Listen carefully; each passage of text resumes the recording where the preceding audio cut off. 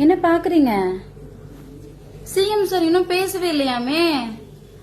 Social மீடியால நான் தான் எனக்கு கேப் விழுந்துருச்சுன்னு வந்து பாக்குறேன். இன்னும் சிஎம் சார் பேசவே இல்லையா. தமிழ்நாடு மக்கள் ரெடியா இருக்காங்க, மீம்ஸ் பேஜஸ் ரெடியா இருக்கு, எதிர்கட்சிகள் ரெடியா இருக்காங்க. ஆனா நம்ம சிஎம் சார் மட்டும் அமைதியா இருக்கார்.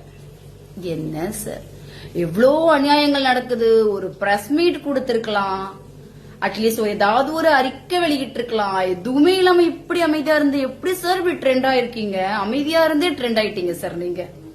எனக்கு ஒரு என்ன டவுட்னா, ஸ்கிரிப்ட் எழுதி வச்சுட்டு ஒருவேளை ரிஹர்சல் பண்ணிட்டு இருப்பாரோ, இல்லனா இவர் பேசி சோசியல் மீடியாவே வேற லெவல்ல வந்து தெரிக்க விட்டு ஒரு மாதிரி வைரல் ஆகி ஒரு மாதிரி வைப் ஆயிடும் நினைச்சிட்டு அப்படியே அமைதியா இருக்காரோ அப்படின்னு எனக்கு ஒரு டவுட் இருக்கு. பேசுங்க சார், உங்களுக்காக தமிழ்நாடு மக்களே வெயிட்டிங்ல இருக்காங்க.